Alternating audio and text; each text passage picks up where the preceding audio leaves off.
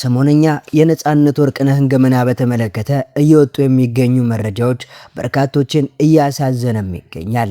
ነጻነት ወርቅነህ በህይወት በነበረበት ሰዓት ህመሙን፣ ስቃዩን፣ ትዳሩን፣ ጎጆውን በተመለከተ ቤተሰቡን ወደ ሶሻል ሚዲያ ማምጣት እንደማይፈልግ በተደጋጋሚ ሲገልጽ ነበር። ይህንን ተከትሎ በከፍተኛ ህመም ሲሰቃይ በነበረባቸው ጊዜያቶች ራሱ ህመሙን በተመለከተ ምንም አይነት መረጃ ከመስጠት ተቆጥቦ ነበር። ሶሻል ሚዲያውን እንደሚፈራው በተደጋጋሚ ይናገር ነበር። ነገር ግን የኋላ የነጻነት ወርቅነህ ህልፈቱ ተሰምቶ ወራቶች ከተቆጠሩ በኋላ ይህ የፈራው ጉዳይ ብቅ ብሏል። ከሰሞኑ ቤተሰቡ የሰጠው ቃለ መጠይቅ፣ የቅርብ ጓደኞቹ እየሰጡት የሚገኙት መረጃና ስለ ባለቤቱ እንዲሁም ስለ ቅርብ ጓደኛዋ አስኔ እየወጡ ያሉ መረጃዎች እጅግ ጆሮን ጭው የሚያደርጉ ልብንም የሚሰብሩ ሆነው ተገኝተዋል። በዚህም ላይ በዛሬው ዕለት የተሰሙ እጅግ አሳዛኝ መረጃዎችም አሉ።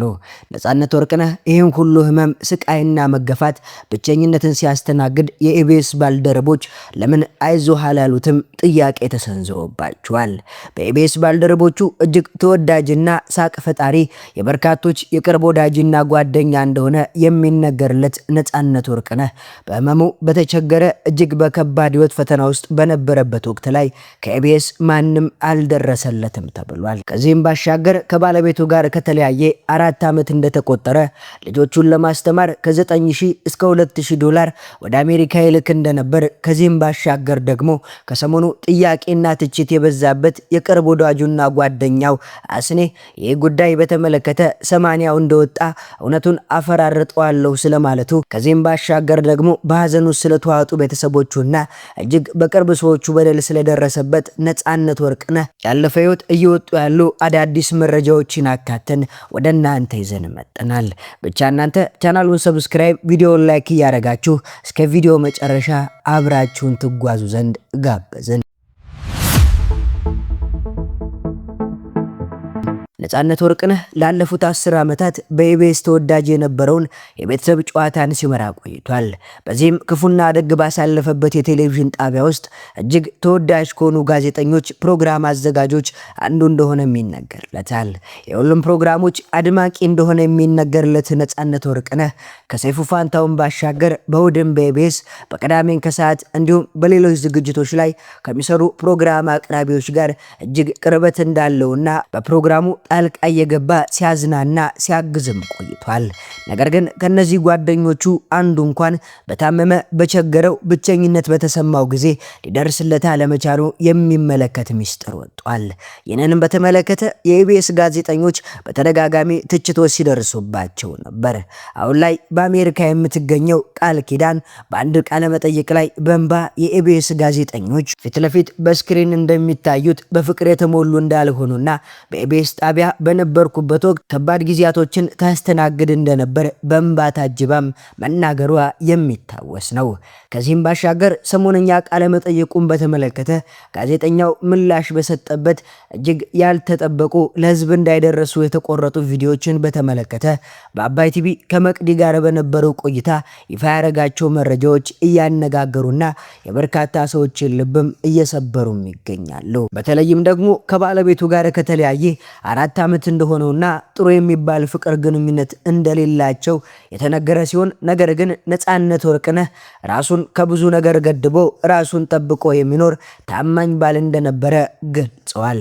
በኢትዮጵያ በሚኖሩበት ወቅት በተለይም ደግሞ ከባለቤቱ እናት ጋር መኖሩን ተከትሎ አለመግባባቶች እንደነበሩ፣ እናትየዋ መጥፎ መረጃዎችን ስለ ነጻነት ለልጃቸው ያደርሱ እንደነበር፣ ነገር ግን ነጻነት ወርቅነህ ጉዳዩ ሁሉ በዝምታ ያልፈው እንደነበር ይነገራል። የነጻነት ወርቅነህ የልብ ጓደኛ የሆነው አስናቀ ንጉሴ የደረሰበት ላለው ትችት እንዲህ የሚል ምላሽም ሰጥቷል። 80ው ሳይወጣ የወንድሜን ገመና አልናገርም፣ ከዛ በኋላ ግን ሁሉንም ይፋ አደርጋለሁ የሚል መልእክቱንም በፌስቡክ ገጹ ላይ አጋርቷል። እህቱም በአቋሟ እንደጸናች ናት። ነጻነት ወደ አሜሪካ የሄደው ለሕክምና ቢሆንም እዛ የገጠመው ግን ሌላ ሲኦል ነበር። እህቱ ስትናገር እንዲህ ብላለች። አሜሪካ ሀገር ሚስቱ አትረዳውም ነበር። የራሷንና የልጆቿን ምግብ ሰርታ ነጻነትን ግን ራስህ ተነስተ ሰርተ ብላ ትለው ነበር ስትል በምሬት ትናገራለች። የታመመው ወንድሟን እንዲህ አይነት ግፍ ሲፈጸምበት እንደነበርና ወደ ኢትዮጵያ ሲመለስ ጠቁሮና ተከስቶ እንደነበረም ገልጻለች። ወንድሙ ወንደሰንም ይህንኑ ያረጋግጣል። አሜሪካ ሆስፒታል እያለ አንድም ሰው አጠገቡ አልነበረም ይላል። ባለቤቱ ለሕክምናው ፈቃደኛ ስላልነበረች ነጻነት ሳይታከም ተመልሷል። እንዲሁም እዚህ ኢትዮጵያ እያለ ከእናቷ ጋር ተከራይቶ በሚኖርበት ቤት ውስጥ ቡትቶንና መጽሐፍትን ይዘህ መሄድ ትችላለህ ብላ እንደዛተችበትም ገልጿል። ሌላው ትልቁ ነጥብ የገንዘብ ጉዳይ ነው። ነጻነት ለቤተሰቡ ብሎ ገንዘብ እንደሌለው ተደርጎ ይወራ ነበር። ነገር ግን እህቱ እንደተናገረችው ነጻነት መኪና የለውም የተባለው ለጎፈንድሚው እንዲመቻች ተብሎ የተቀነባበረ ወሬ እንጂ ነጻነት ከተገዛ 8 ወር ያልሞላው መኪና ነበረው። በየወሩ የምትልክልኝ $2000 አይበቃኝም የምትለው ባለቤቱ ነጻነት ህንድ ሀገር ለሕክምና ባለበት ሰዓት ደውላ የምትጠይቀው ስለ ጤንነቱ ስላይሆን ስለ ቤት ግዢ እንደነበረም ተነግሯል። ስለ ጓደኞቹ ቤተሰቦቹ ምን አሉ? በተለይም አርቲስት አስናቀ ታገስ ላይ የቤተሰቦቹ ቅሬታ ከባድ ነው።